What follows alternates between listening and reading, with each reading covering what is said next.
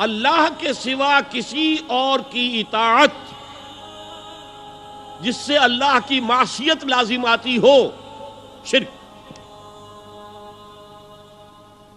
لا طاعت لمخلوق فی معصیت الخالق، مخلوق میں سے کسی کی اطاعت نہیں ہوگی یہ اس معاملے میں جس میں خالق کی معصیت لازم آ رہی۔ ہاں، خالق کے احکام کے اندر والدین کا حکم بھی مانو، اطاعت کرو، اساتذہ کا حکم مانو، کسی اور کو اپنا لیڈر مانا ہے اس کا حکم مانو، لیکن ناٹ بیونڈ، وہ جو سرکل ہے کتاب و سنت کا اس سے باہر نہیں۔ لا طاعت لمخلوق فی معصیت الخالق، یہ آپ الجبرے کے فارمولے کے طور پر اپنے سامنے رکھیے،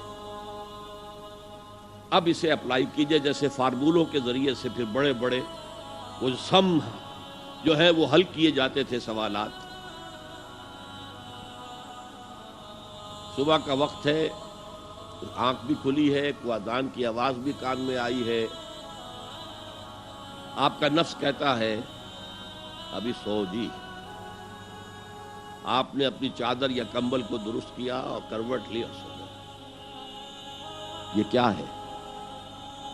آپ نے کس کا حکم پیچھے پھینکا اور کس کا حکم مانا؟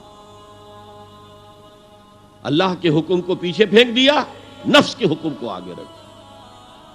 یہ شرک، اس شرک کو جاننے والے بہت کم ہیں۔ مولانا روم نے خوب کہا تھا، نفس ما ہم کم ترس فرعون نیست لیکن اورعون ایراعون نیست۔ میرا نفس بھی فرعون سے کم نہیں ہے۔ فرعون نے کہا تھا نا الیس لی ملک مصر وہذہ الانہار تجری من تحتی، کیا اس ملک مصر کی حکومت میری نہیں ہے؟ اور سارا جو یہ آب پاشی کا نظام ہے، انہار کا نظام ہے، وہ میرے کنٹرول میں نہیں ہے؟ جس کا چاہوں موگا کھلا رکھوں، جس کا چاہوں بند کر دوں۔ یہ تھا خدائی کا دعویٰ، انا ربکم الاعلی۔ تو مولانا روم کہتے ہیں میرا نفس بھی اس سے کمتر نہیں ہے۔ وہ کہتا یہ جسم میرا ہے، اس پر میرا حکم چلے گا، میں نہیں جانتا کون اللہ کون رسول، کیا حرام کیا حلال۔ تو فرعون سے کم تو نہیں ہے میرا نفس، لیکن اورعون اس کی بہت مدد تھی، فوج تھی، لاؤ لشکر تھا، تو اس نے زبان سے بھی کہہ دیا کھل کر انا ربکم الاعلی۔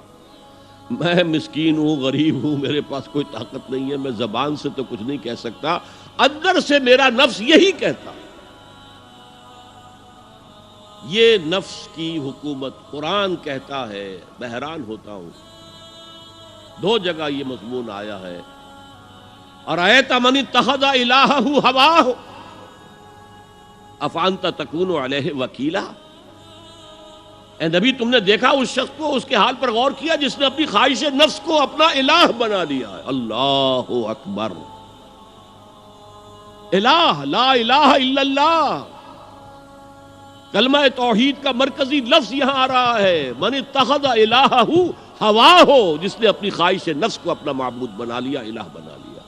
افانت تکون علیہ وکیلا، کیا آپ ایسے شخص کی کوئی ذمہ داری لے سکتے ہیں؟ سود حرام ہوا کرے جی، حرام ورام، ہمارا دھندا جو ہے وہ آگے بڑھ نہیں سکتا، تو اللہ کے حکم کو پیچھے ڈالا، نفس کے تقاضے کو آگے رکھا۔ کون معبود ہے آپ کا؟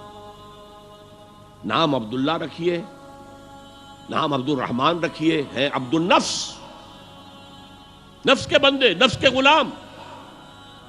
یہ میں نے یوں سمجھئے کہ جیسے میں نے ہجرت اور جہاد کی ڈیفینیشنز کی تھی۔ ہجرت کا بیس کیا ہے؟ پوچھا گیا ایو الہجرت افضل ہو یا رسول اللہ، اے اللہ کے رسول بتائیے سب سے اعلیٰ ہجرت کون سی ہے، افضل؟ فرمایا ان تہجر ما کرہ ربک، ہر اس چیز کو چھوڑ دو جو تمہارے رب کو پسند نہیں۔ آج رات ہی سے آپ ہجرت شروع کر سکتے ہیں۔ جائزہ لیجئے کیا کیا چیزیں میری زندگی میں خلاف شریعت ہے، جو اللہ کو ناپسند ہے، فیصلہ کیجئے کہ آج کے بعد نہیں ہوگی۔ ہجرت شروع ہو گئی، افضل الہجرہ، سب سے افضل ہجرت شروع ہو گئی۔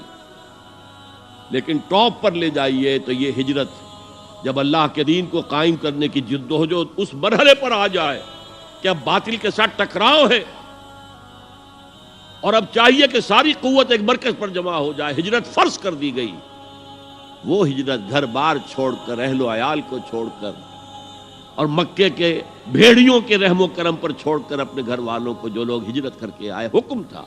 ہجرت مدینہ فرض تھی، ہجرت حبشہ فرض نہیں تھی، صرف اجازت تھی کہ جن سے سختیاں نہیں جھیلی جا رہی مزید وہ چلے جائیں۔ تو ہجرت کا یہ ابتدائی نقطہ، انتہا یہ جہاد، المجاہد من جاہد نفسہ، جہاد تو یہاں سے شروع ہو گیا، اپنے نفس کے خلاف جہاد کرنا۔ صبح نفس نے کہا ابھی سو جا، آپ نے نفس کی بات کو رد کیا، اپنا کمبل اٹھا کے پھینکا، اٹھے، وضو کیا، نماز کے لیے آپ مسجد چل دیے، آپ نے جہاد کیا نفس کے خلاف۔ یہ افضل الجہاد ہے، اور سب سے چوٹی اوپر یہ ہے کہ جب وہ حق و باطل کی جنگ ہو تو جان ہتھیلی پر رکھ کر میدان میں حاضر ہو جاؤ۔ هي الحلقات تحفظني بآيات من القرآن، هي الحلقات تملأني بحب المصطفى العدنان.